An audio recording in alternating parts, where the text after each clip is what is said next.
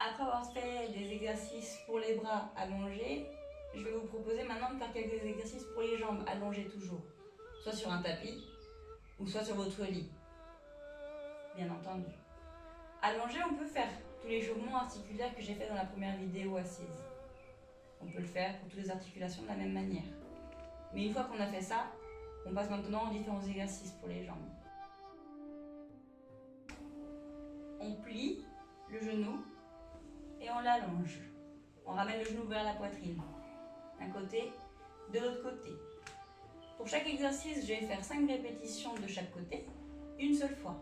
Mais à la maison, bien entendu, comme je l'ai déjà précisé avant, vous faites 5, 10, 15 répétitions de 3 ou 4 séries, donc des tours avec tous les exercices. Toujours adapté à votre fatigue et à votre énergie, comment vous vous sentez, et à votre capacité de réalisation du mouvement également. Levez la jambe tendue au ciel. Essayez en même temps que vous le faites d'avoir bien la cuisse ferme et solide en fixant la rotule. Il ne faut pas que ce soit tout mou. Essayez d'avoir la jambe bien tendue.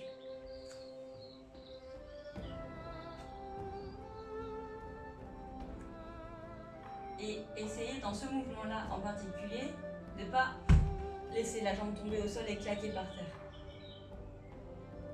Votre talon il ne va pas aimer.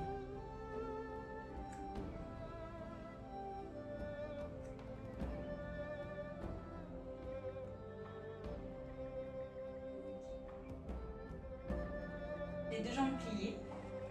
Si vous arrivez à plier les genoux que jusque là, soit vous faites selon votre amplitude vraiment. Et là, si possible, si vous avez un ballon un peu dégonflé à la maison, vous le prenez. Si vous n'avez pas de ballon, vous prenez une serviette que vous mettez en boule ou un oreiller. Là, si quelqu'un peut vous aider ou si vous y arrivez tout seul, vous mettez le ballon entre les genoux et pendant 6 secondes, on écrase le ballon vers l'intérieur et 6 secondes, on relâche sans le laisser tomber pour faire travailler les adducteurs.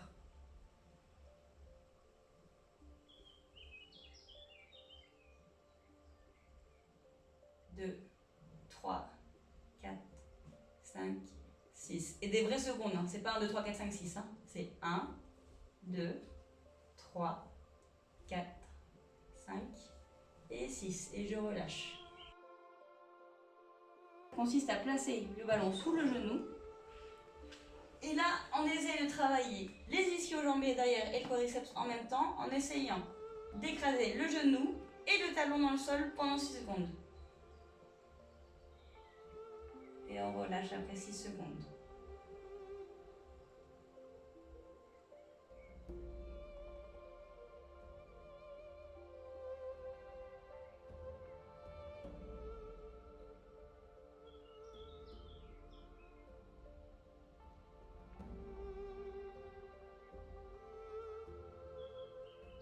Cinq fois à droite, 5 fois à gauche, pas de jaloux.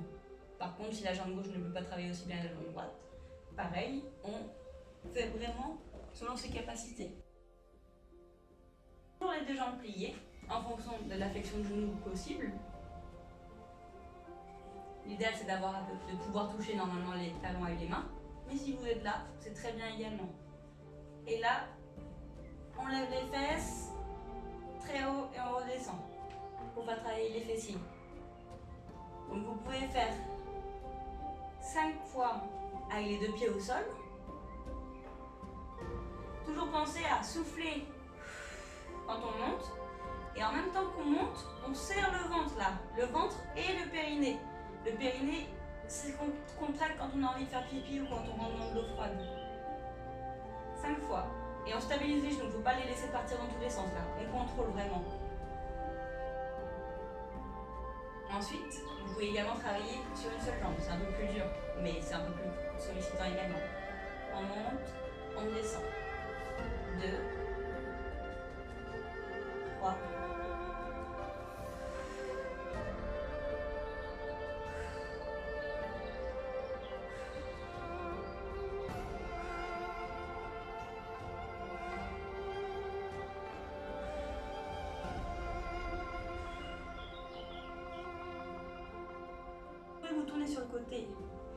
Là, vous essayez d'avoir bien le bassin aligné, pas en avant, pas en arrière.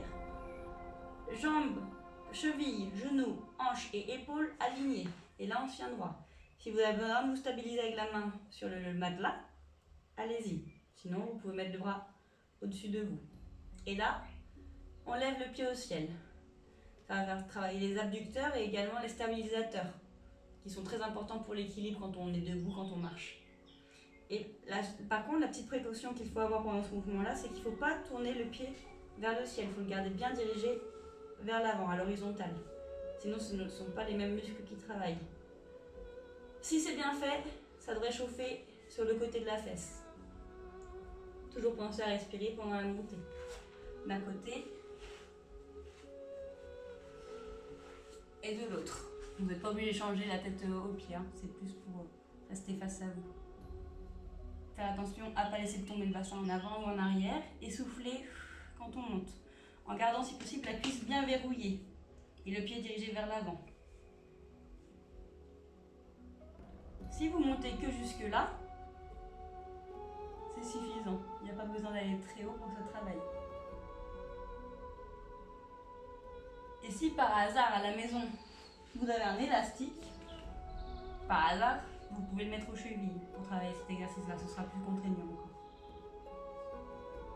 Et voilà déjà pour quelques exercices pour les jambes.